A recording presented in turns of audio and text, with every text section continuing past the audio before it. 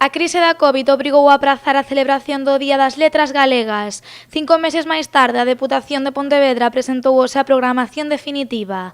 A institución provincial organizou 3 actividades nas que se fará un percorrido pola traxectoria de Carballo Calero, o autor homenaxeado deste ano.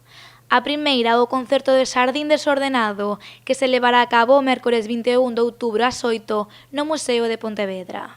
Neste caso, pois, decidimos facer, como vimos facendo nos últimos anos tamén, un monográfico do homenaxeado das letras galegas.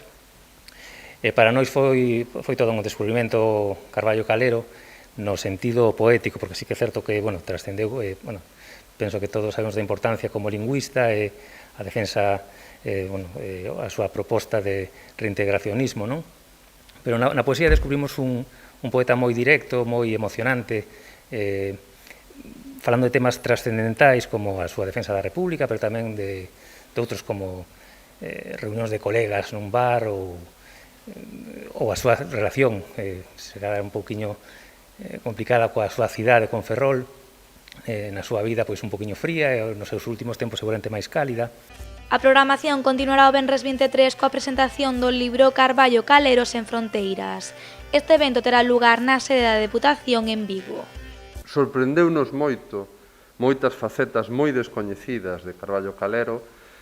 Fixemos un pequeno documental sobre el que se emitiu na Televisión de Galicia, que fixemos precisamente co obxectivo de que todos aqueles cativos, mozos e mozas que nese momento estaban confinados, o 17 de maio, puideran ter unha peza audiovisual na que en pouco máis de media hora lles quedara clara pois un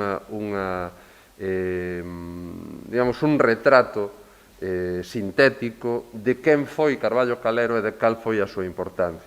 As actividades clausuraranse cun espectáculo a cargo de Elvira Jardón, integrante do colectivo Fruto e a Serpe.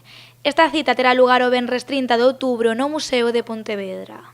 Podes dicir que é un recital, pero claramente non é somente iso. Pódese dicir que ten algo de concerto porque está musicado, pero ao final é un híbrido entre o recital poético, o concerto e a tertulia.